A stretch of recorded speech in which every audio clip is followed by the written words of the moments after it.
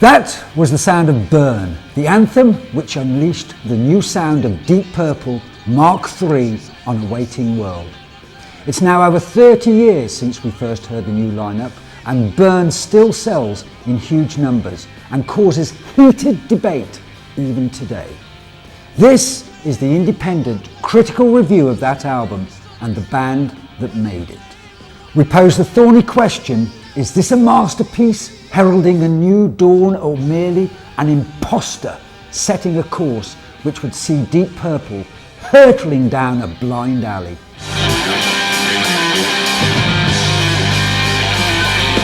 This was much more direct album, very, very heavy, very sustainable, right in your face blues. It showed a lot of different aspects to the way they handled themselves as that lineup. There are great tracks on every album, but Burn's not really my particular favourite. Don't forget, you're changing the lead singer of one of the biggest rock and roll bands in the world. He's going. What do you do? Got these diehards that were affronted that, you know, someone else came in and took over from their beloved Ian Gillan and Roger Glover. Well, this was just, you know, what they needed to say, wow, it's all rubbish, isn't it? The behaviour and the attitude of people in the 70s, and especially mine, was maybe a little tweaked. But I was still a very young lad. I was 21 when I joined Deep Purple. He wasn't naturally comfortable in that position, so the band were fragmenting and all over the place, and in reality they went on too long. Every job has its Monday morning, you know, and ours just happens to come on Saturday night, that's all. Bless you. Thank you. Burn was released in 1974, at a time when Purple were already masters of all they surveyed. Here's how they got there.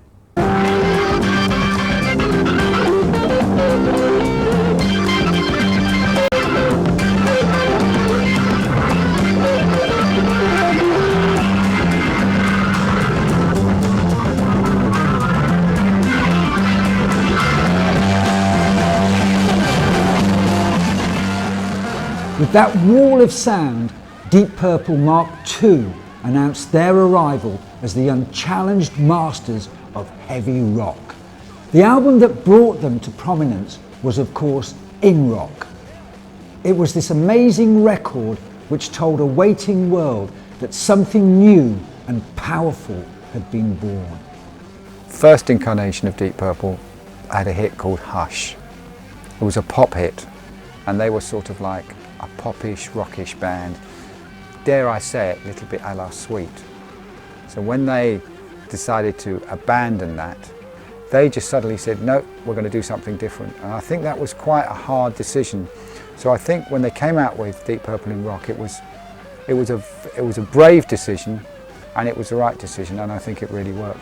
They brought Roger Glover in on bass and Ian Gillan in on vocals, and Roger Glover had been doing some session work for them, but seemed to have a much more handle on intuitively of passages and where they were going.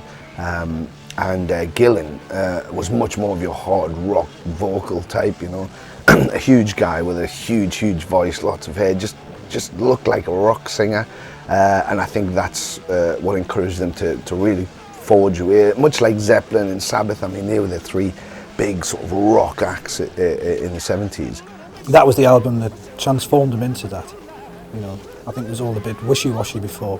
Nobody really knew what was happening with them. But that was the record that put them on the map, really. Every time you talk to people who know the history of rock and metal, they stand back in awe and go, in rock. And it is an absolutely monstrous album.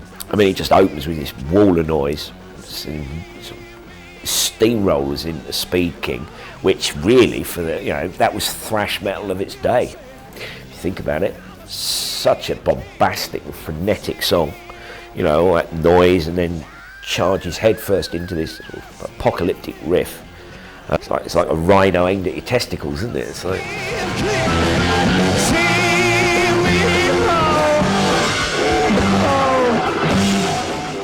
I just think the band were great at that time, and that it was recorded at the right time for them. It captured the spirit of what they were trying to do. From the likes of Speed King all the way through to the incredible Child in Time, which is an epic of absolutely gigantic proportions, which every time you hear it just makes you think, how on earth did Ian Gillan hit those notes?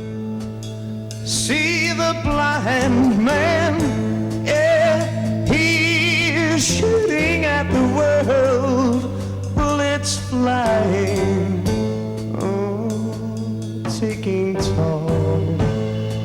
If you feel bad, Lord. With Purple Mark II now established, Fireball, the second studio album, continued the tradition. It didn't shine with the same brilliance as In Rock, but the ingredients were all there to keep things moving forward to the next almighty album, Machine Head.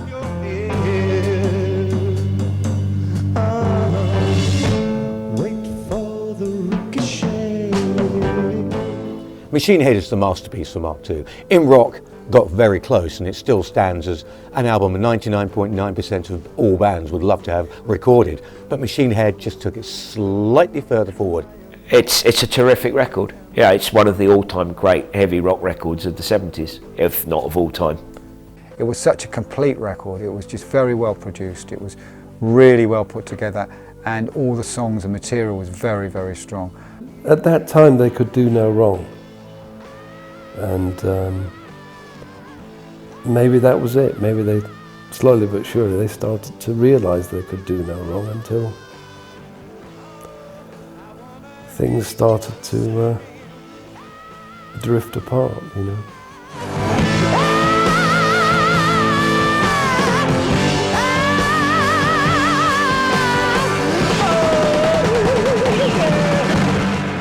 Despite all of the fame and success, all was not well in the Purple camp. Real animosity had raised its ugly head, and there were serious cracks appearing in the relationships. Ritchie Blackmore is a genius guitar player, right? But he's not the easiest people to work with. Anyone will tell you that. They'll all tell you that the guy's a genius. He's a mischief maker in a good way, but he is also a very difficult person to get on with. I'm still very moody, shy, and very honest, which a lot of people can't take, you know. Honest? Yeah, and which is the hardest thing in this business is to is sincerity. Once you can fake that, you're laughing, you know. Blackmore to me was a great leader of a band, although some things were the behavioural department and all of us were stupid. But he ran that band pretty much the way he wanted to run it, whether it was immature or not. It showed truth, arrogance, and somewhat of a genius to do that. So I only have great things to say about him. My theory has always been the singer is a little bit, shall we say, envious of the fact that the guitarist, the lead guitarist, gets the musical respect. The guitarist is always envious that the singer is the pin-up boy, the rock star in the band, and there's always this tension and conflict. And when you've got two such strong personalities of Ritchie Blackmore and Ian Gillan, who I don't think ever really understood each other or wanted to understand each other, you get the clash.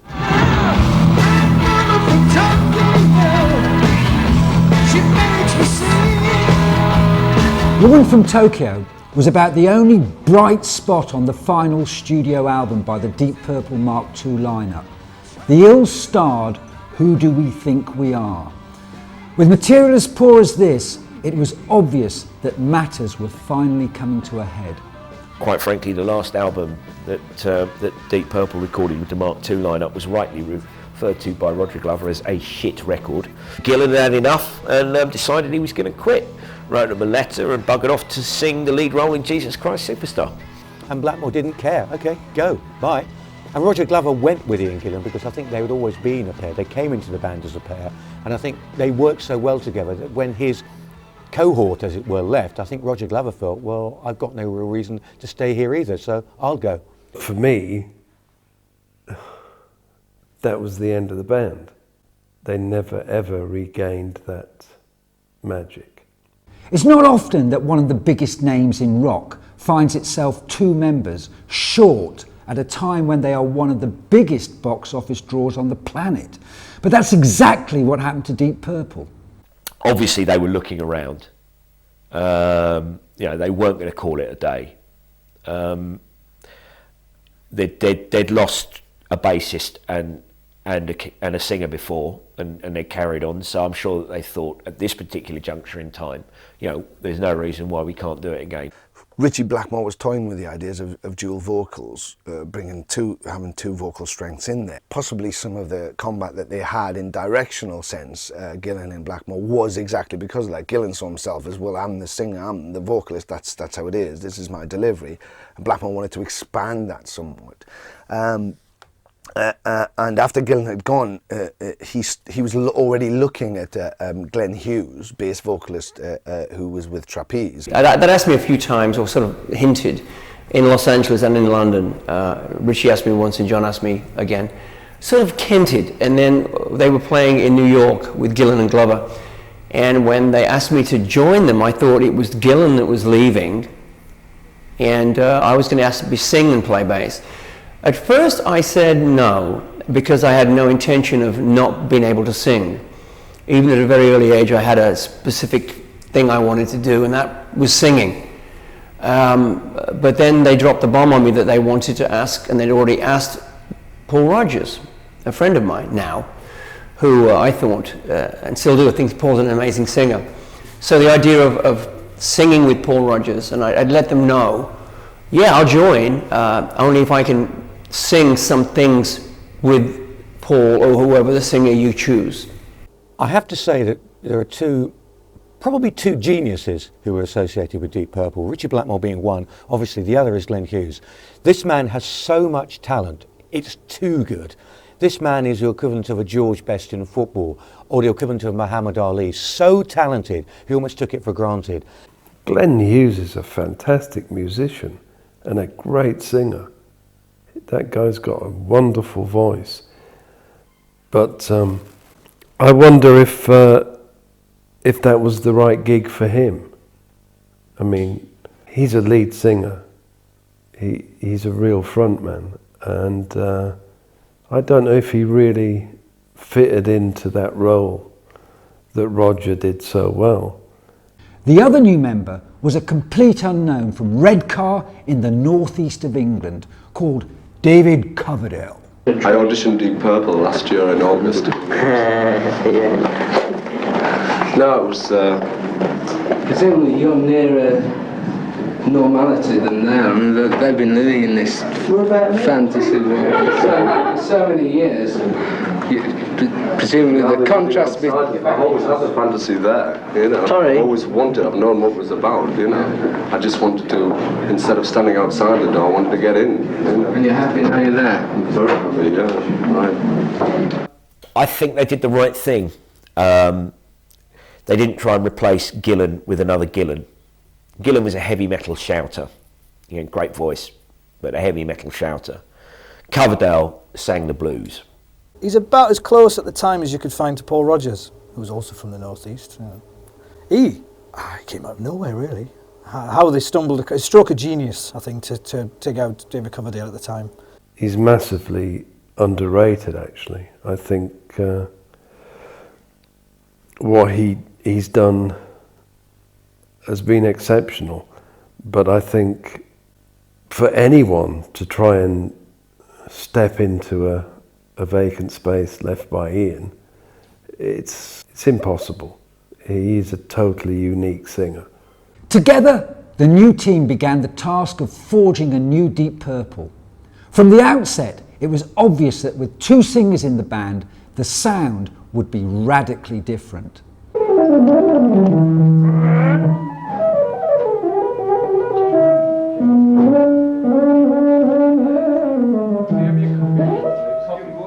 I think Purple actually, if anything, got a bit slicker. They sounded, if anything, slightly more American. You do what you do to the best of your ability, then the audience puts you into a category. You don't. They say, well, these are now a heavy rock band, this is a nice folk band. You don't say that. With Ian Gillan, it was very much one voice, and they had to write and tailor for his voice. Now, a great voice, absolutely a great voice, very much a screaming powerhouse of a voice. With David Coverdale and Glenn Hughes, you had Glenn, who could do incredible soaring vocals, and Coverdale was much richer and slightly deeper. It allowed the band to expand. Perfect example being Burn.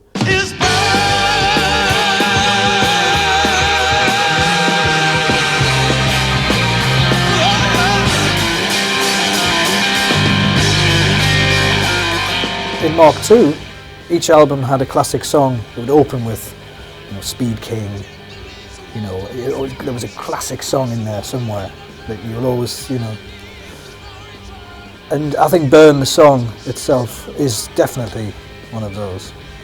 At the time, I remember hearing it when it first came out, and I was absolutely blown away by the sound.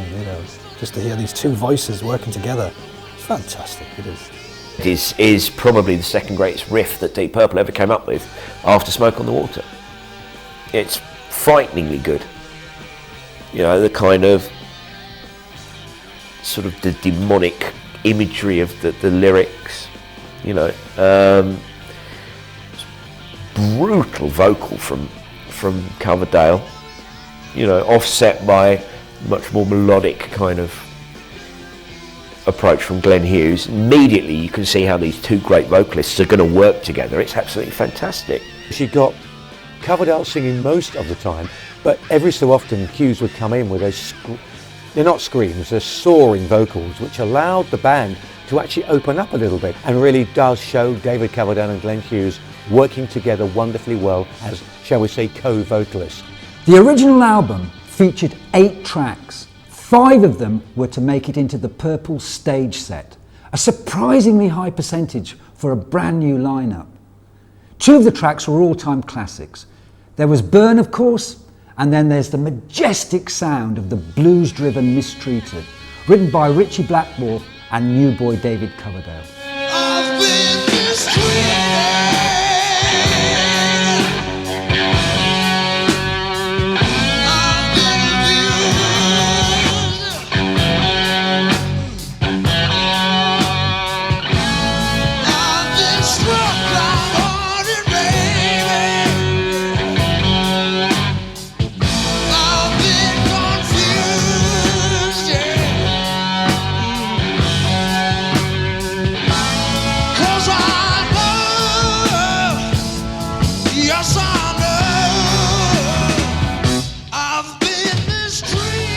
Mistreated works in the context of the album, I think.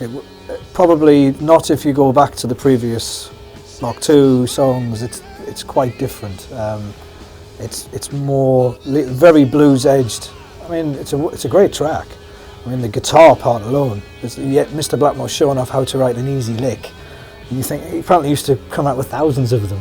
Just sift through another riff from Blackmore. But it's a great song. It's very haunting as well. The guitar solo in there is fantastic.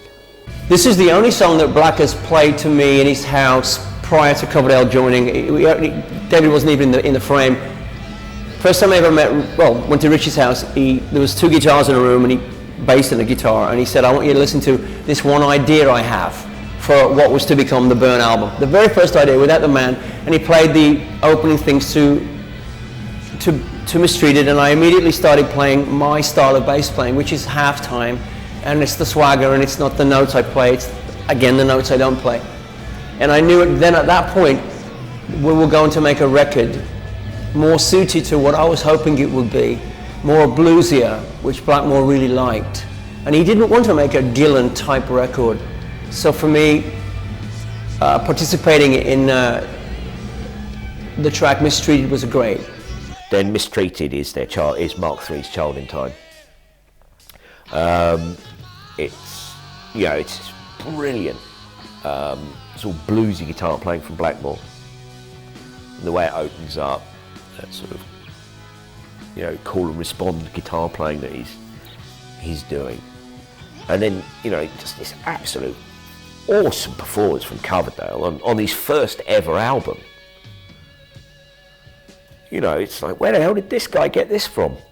And it's you just listen to that and they made the right choice with David Coverdale.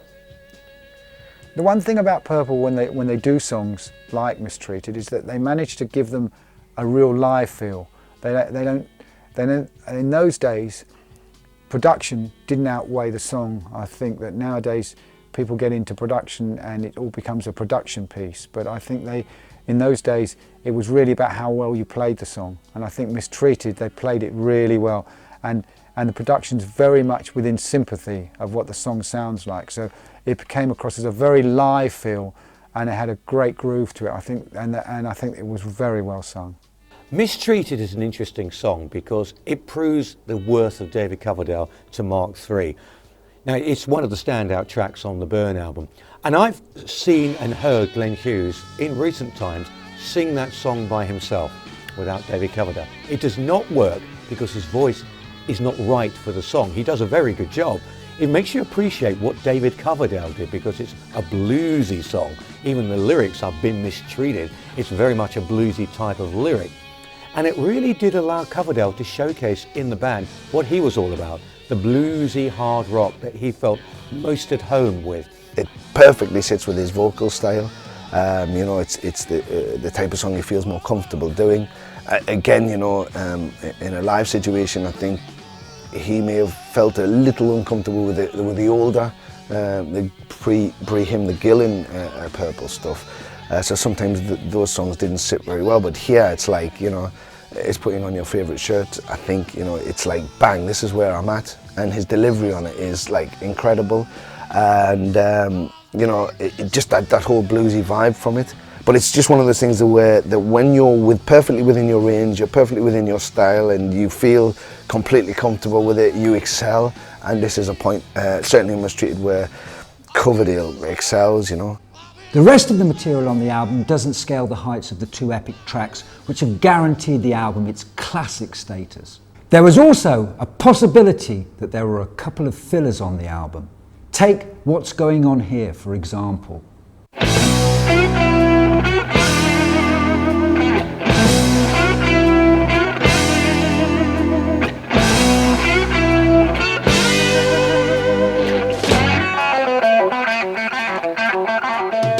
Well, What's Going On Here, I think, is a bit of a filler, personally. It's probably the weakest song on Burn. And, you know, hope they're not here. But it's not particularly the greatest song. I think that, you know, maybe it was a filler. Deep Purple only wrote enough songs for each record. We never did like I write 25 songs now or whatever. What's Going On Here was probably rehearsed as we did it in Montreux that day, and we just came up with lyrics in the Stones mobile unit. Kind of a throwaway song, but it's a song that Richie kind of enjoyed, that bluesy approach. You know, they must have sat and thought, like, you know, I know he can sing and he knows he can sing, and so they just had fun with the track. So I think from that point of view, maybe it was a filler. If you look at the album as a whole, as a fan, from their point of view, it was probably just a bit of fun that they put in. But it's a really good song. I don't think there is a filler track on Burn, unless might be the instrumental from Blackmore, but even that I find hugely enjoyable.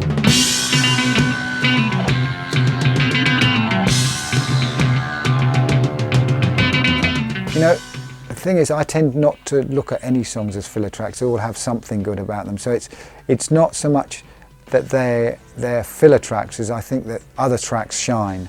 So that, you know, you have highs and sort of not so highs, and I think maybe that's not one of their most high points. In the same way that a drummer, unfussy but steady, is necessary sometimes in a band of virtuosos, because you need to actually meld together an album in the same way that you put together a team, or the same way you put together a band. They have to complement each other. Not everyone can be a virtuoso showing off all the time.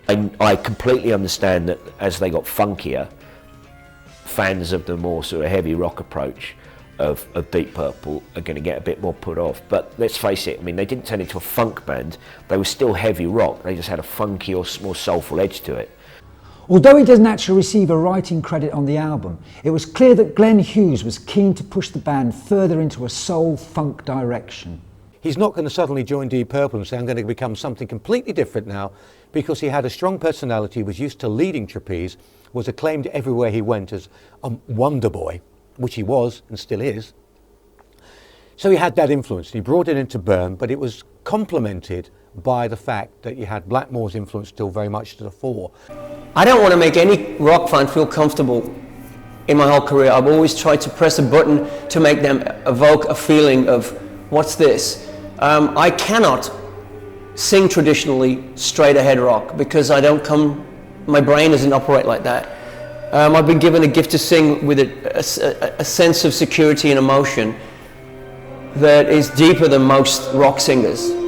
Hence they call my voice soulful, and I find regular rock singing to be tedious and boring. I like to keep the melody, but what I sing is not your traditional kind of hard rock, and I don't want to be compared to Ian Gillan at all.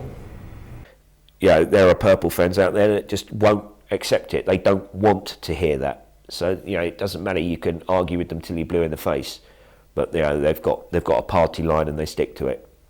Well, it's their loss, I'm afraid. We don't construct our songs like, say, Rodgers and Hart used to, or Lennon and McCartney, even. They're sort of amalgams of what everyone is able to do. A certain basic idea. Ian might come up with a sort of a drum rhythm. So he came up with a drum pattern. You Fool No One, but it's opening track on side 2 of Byrne. Came purely and simply, initially, from a drum rhythm that Ian thought up. Whereby Might Just Take Your Life came from an organ chord sequence that John had.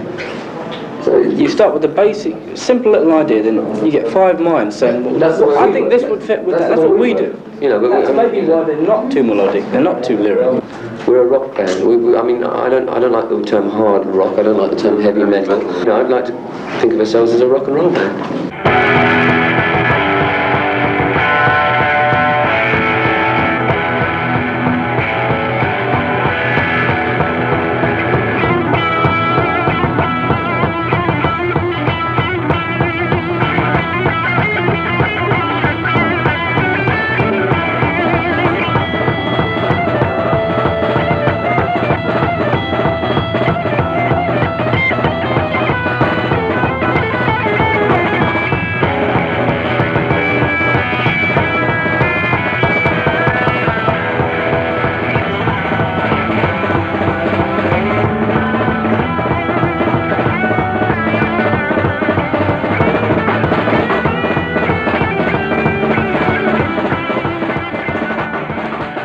When Byrne came out, he was raved about by a lot of people. I think people understood what Deep Purple were trying to do.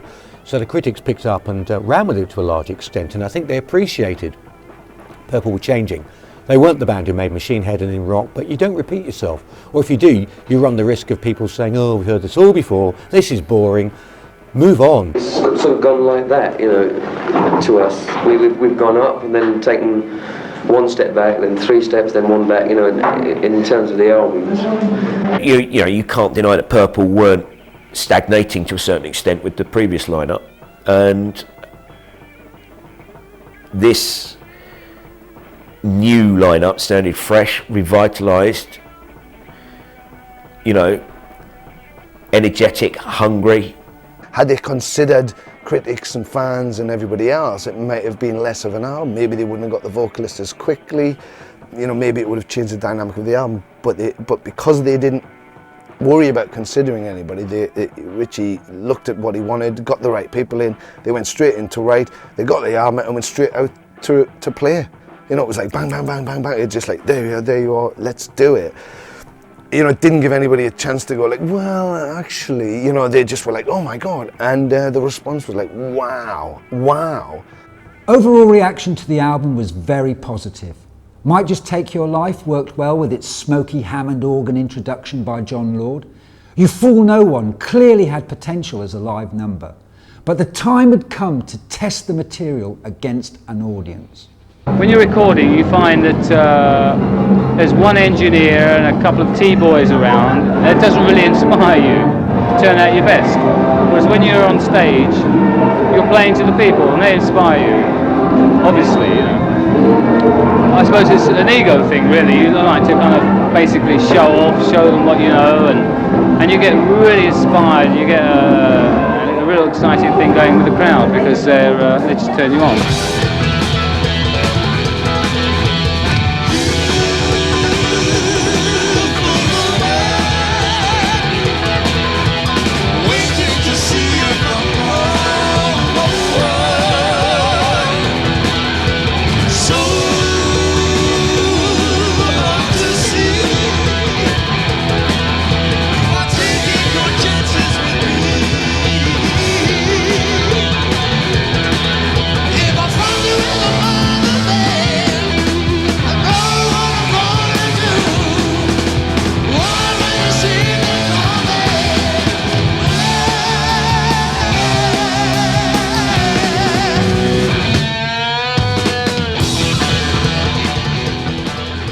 They had a mindset that was, this is not just about what we do in the studio and special effects and clever technology. This is about being able to take what we do out of the studio and put it on stage. And You Fool No One, as with every other song on Burn or subsequent or previous albums from Deep Purple, was a song that easily translated into the live environment and, like everyone else, came alive.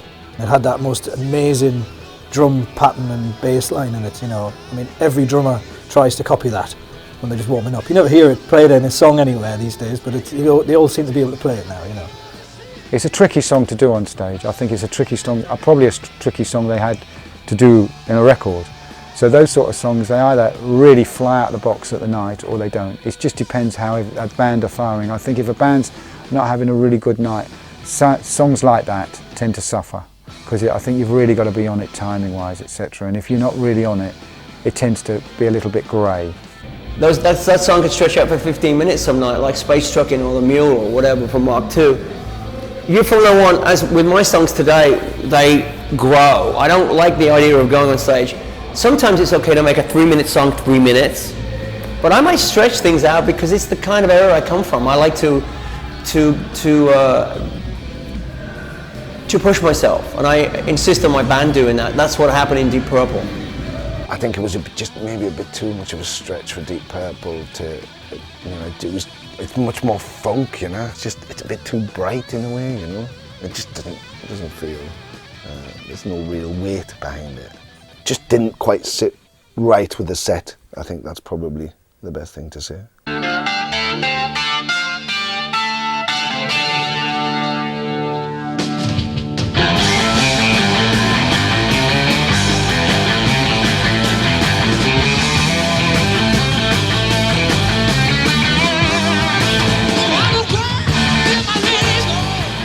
I love Lay Down, Stay Down. I think it's a really good, it's a great live song, and it's like one of those songs that makes you laugh, you know, it makes you smile. It's got that really good feel, you know. I always think that it's really, Ian Pace really kicks out on it, and I think that's, you know, when a drummer's really kicking out, it makes you go, yeah, that's really good. I think that's, to me, that's one of those songs that does that. As Mistreated as a slow blues burner, this was the other end of it, 12-bar, fast-paced, you know, bang, it was rock and roll, complete rock and roll, you know, obviously with that Blackmore hard rock guitar edge to it, works incredibly well. Fast, you know, it was fast and it was up there and it was in your face, and it was great juxtaposition in the set with some of those slower, more heavier, plodding sounds. Yeah, I think it worked absolutely great track. Yeah. It's definitely suited where Mark III were at with what they were trying to do on the Burn album and the tour and everything. I think it was it showed a lot of different aspects to the way they handled themselves as that lineup. So yeah, it was an important song. You had two great singers busting their lungs, trying to give it their very best shot. How is that not going to sound absolutely awesome live? Certainly, these guys could cut it live. You know, they're just on stage and giving it their all. You know, they brought this youthful, funky swagger to the band. You know, they were having a ball. Once again, it signifies the Hughes and Coverdale double lead vocal thing. The whole record smacks of the two. I think we were the only band from England that were doing the two lead singer thing, and you can't take that away. It's 30 years ago, and it really, my God, it's 32 years ago. It just holds up amazingly.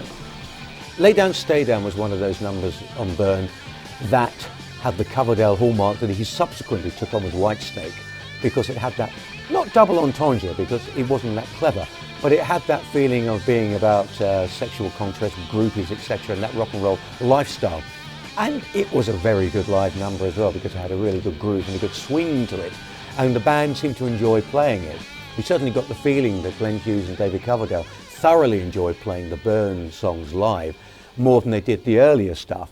At some stage, Purple Mark III had to knuckle down to the fact that there was a huge audience out there who wanted to hear the classic Purple songs like Space Trucking. Oh, we had a lot of love for Peter. We always have a ball on board. We're meeting all the groovy people. We walk a boogie way so far. We dance along with ball reality. The space talking round the storm. Come on! Come on! Come on! Let's go space talking! Come on! Come on! Come on! Yeah. And obviously, right, you're new to a band, you've written an album and it's a great album, then you're really keen to convey your new material. But you've got a whole load of old material that you also have to sort of get across. Some of that material is going to work, and some of it just isn't. It's always difficult for any musician or vocalist to come into an established band and suddenly find that they have to perform the old guys' songs. Black Sabbath, Ronnie James Dio. He never really did justice to the Ozzy era because it wasn't right for him. You think of Brian Johnson with AC/DC trying to do the Bon Scott era stuff. Again, same problem. Deep Purple faced this problem with David Coverdale and Glenn Hughes because the classics from the Mark II era, Ian Gillan and Roger Glover era, were written with them and with them in mind. And you don't want to just mimic what the guy did before because everybody will attack you. So you want to sort of do them your way and then everybody's going to attack you. So you're sort of caught between an in-rock and a hard place. I don't particularly like playing old songs from other bands. I considered the band before I joined Deep Purple as Mark II to be another band. I never really, never felt comfortable performing Gillan songs or anybody else that I've asked to do. Because I want to have my own thing. I don't know, it's okay. I mean, I didn't really enjoy singing a lot of that stuff. I don't think David did either. And if you ask him the same question, I think he'll give you the same answer. Well, I only saw that lineup live on one occasion. It was a great show. But the older material didn't work for me. Didn't have the classic magic. There was a lot of criticism at the time when Mark III were going out and covering, basically covering the old stuff. It's unfair because every new lineup of a band has a different way of approaching a song. And for example, Smoke on the Water.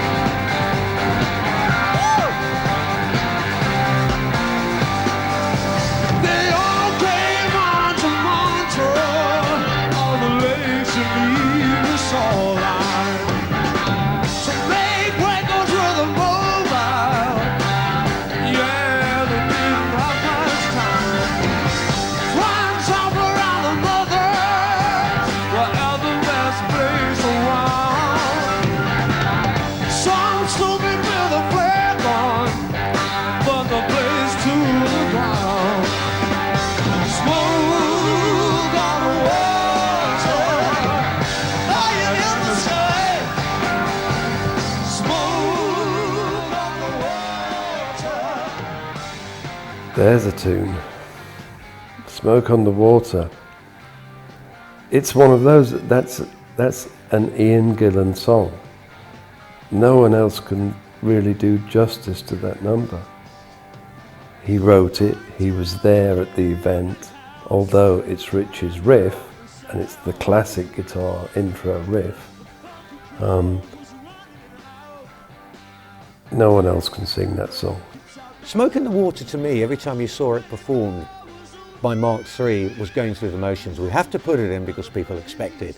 Now, Blackmore enjoyed it, or seemed to enjoy it when he was in the mood, and being the moody sort of person he was, it was not always. Coverdale especially felt very uncomfortable with it. It was a sort of song where he thought, I'd rather not do this because it's not mine and it doesn't belong to me and it's not part of who I am or what I am, but I've got no choice. This is Deep Purple. Therefore, we have to do Smoke on the Water. Okay, I'll sing Smoke on the Water and I'll sing it with the same melody as Ian, but I'll put my thing on it. And, you know, I would never perform it again because I believe it's an Ian Gillan song, you know, and I think, you know, he should sing that song and nobody should sing it because, you know, I think it's kind of cheesy for anybody else to do things like that. I want to leave the classics alone, if you will. Fundamentally, the guys backing it, with the exception of bass duties, which are now being handled by Glenn Hughes, pretty straightforward basing to that root notation, so there's not a lot that he could destroy about it, so as long as you stick close to that. So then you're left with just vocal, that's the difference. You know, you've got two more than capable rock vocalists trying to fill in for a very powerful rock vocal as well, so you know, that's what you're left down to. And again, it's down to the listener, really, I suppose. I've never heard a live version with Coverdale singing that's been anywhere near as good as live versions with Ian Gillan. Was there as much passion going into the older and expected classics? Unfortunately, I suspect there probably wasn't. Even though I've heard various sort of Purple live tapes of the time where, you know, they do more than justice to most of the older material that they sang. But you know, this is the fuel to the fire of people that don't want to accept that the new lineup was any good.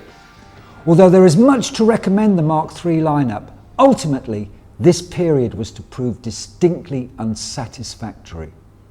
Stormbringer, the follow-up album, was lackluster in the extreme. I think Stormbringer didn't really bring a storm along, did it at all, really? It was sort of little guffaw in the distance. It compared to Burn, it didn't even compare, I don't think. It was a lot mellower as a record.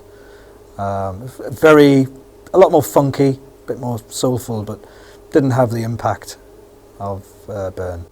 I think Stormbringer was summed up best by John Lord once, who said that by the time they went into the studio to do the album, Richie Blackmore had lost interest. He was already writing material for the first Rainbow album and didn't really have that commitment anymore, and I think it shows in the album. Richie was suggesting a particular track that nobody really wanted to cover, and Glenn was bringing his own stuff in, which was much more funk soul, funk based, and you know, so I think it was one of those albums that the writing sort of started to move in their own directions. You know, not to mean that they were egotistical. I'm sure there was a lot of ego involved, but certainly it was into a more private realm than a Purple realm, that maybe a bit more personal to each member. Going, oh, I'd like to do this, and oh, I'd like to do this, and whereas you know, the album before was like Purple through and through. You know, if you sliced it in two, it would say Deep Purple inside, like a stick of rock. People who listen to Stormbringer, please listen. Richie Blackmore is damn funky, whether he likes it or not. He played wonderfully on the album.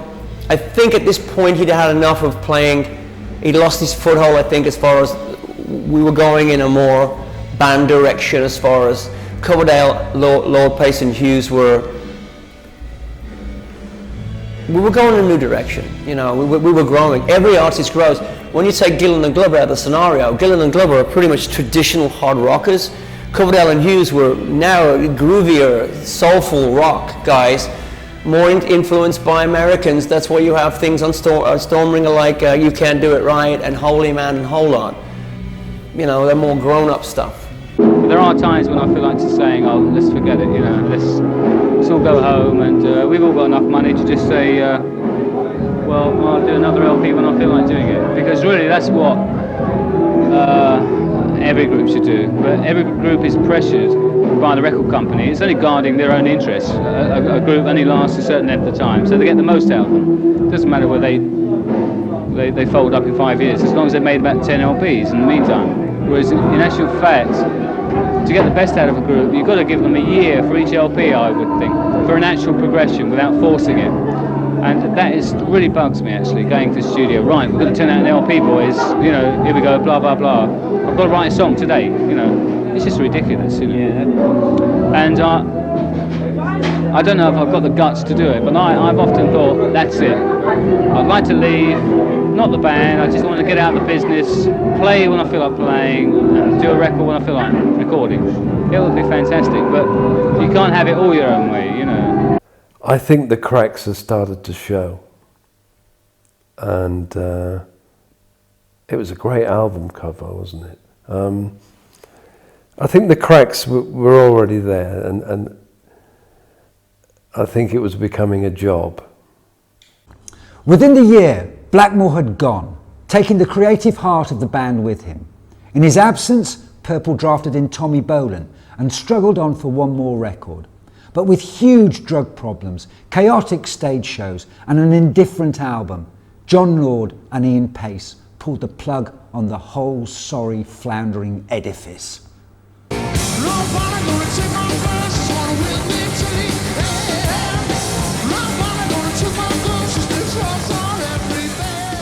They couldn't carry on anyway with the state that Tommy Bolin, who'd replaced Richie Blackmore, and Glenn Hughes had got themselves into with narcotics. You know, they were a mess. I think the final gig was up in Liverpool. You know, Coverdale was in tears. He knew it was going to be the final gig, and Hughes didn't know what planet he was on, and Bolin could hardly play.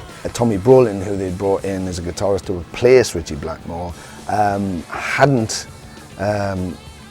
unveiled his addiction to, I think it was heroin, and that exposed itself on the tour, and they just couldn't corral the pair of them. It was just going like an animal, and you know, the shows were hit and miss, and certainly the last one they did, which was a shambles, made them all decide that's it. I think Coverdale was very unhappy, and Lord and Pace just decided let's just call it a day there.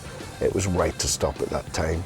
I'm not going to tell you that we had a great time, Tommy and I, cavorting around the globe, stoned, because it wasn't great. But I said there are other issues that broke the band up, which probably nobody wants to talk about, and I won't talk about it either. But there's a lot of bizarre things going on there. I was glad when it was over. I wanted to get away. I was tired. I didn't want to make another record of unfocused rock music. You know, 3 albums is enough. 3 albums and 2 live albums is enough. You do seriously feel an immense necessity to be good. And it stems from the fact that you are being paid by a lot of people to excel. And to excite them. And if you know you're not doing it, I get so brought down, you know, it's amazing how just doomy you can get. My feeling with Deep Purple is that they should have split up after Burn. With all due respect to Glenn and David, I know they did Stormbringer with that lineup as well, and then Tommy Bolin, a very talented man, came in. The problem was that things were falling apart after Burn anyway. Richie Blackmore had lost interest. He was already starting to think about his next project, Rainbow, and there was no leader anymore. With a distance of over 30 years behind us, Burn has certainly had time to bed down into the consciousness of the Purple legend. So what is the critical assessment of the album today? Is Burn a classic album? I think yes, it's a classic album, because it had a huge effect on me personally at the time, just because of the vocal range, and there's 3 or 4 classic songs on there, so that's good enough. In hindsight, you know, there's those who would look back and say In Rock is the Purple album, but for the most part people tend to look at Burn and say, wow, I mean, that's just what a classic Purple album. On all levels, the performance and the track list had a clutch of hits. It was a new approach, still staying in that hard rock frame, but just adding another dimension completely with Hughes and Coverdale coming in vocally, the strength of Hughes as a musician as well. Yes, it is a classic album because it's full of great tunes, it's very well played, it's really well produced, and it's a full package again. For me, it's like Machine Head. They actually followed an album with another great album. That's really hard, and they changed the lineup in the middle. My God, that's unbelievably hard. I mean, really hard thing to do. So I think in the end, you know, they did a really good job. You know, it's a lot to be said to Ritchie and John Lord and Ian Pace, because they obviously, you know, did a lot of help and direction to the other two. You know, they saw what had gone and they pushed them in the direction they wanted to go, and it's brilliant. It's a brilliant job. I think it's a classic album without a doubt. It's my personal favourite. And as I've said, I think that Burn rightly stands as number 2 to Machine Head's number 1 in Deep Purple's body of work. Burn is a classic as an album because it's cohesive. Every song stands in its own right. The performance is at the top of its game. Every one of those guys performed brilliantly on it, and there's a significant commitment from them as well. You listen to the record now and you know they wanted to make the album, not contractual obligations. You don't have one guy taking the band in a certain direction with the rest of them sitting there going, we don't want to do this. But the main reason I think is that every song is truly a masterpiece. Burn, Machine Head, In Rock seem to centre around a specific kind of theme. Not even a theme you can put into words. But they hang together. You know it's part of that album, and it feels part of that album. And you can play the album from A to Z without thinking, oh, that sticks out like a sore thumb. I think the record smacks of a very, very highly intelligent rock band of the 1970s. We have a top 5 record across the world. We'd already probably outsold Who Do You Think We Are, which is the one before it. But I'm proud of the work I did in Deep Purple.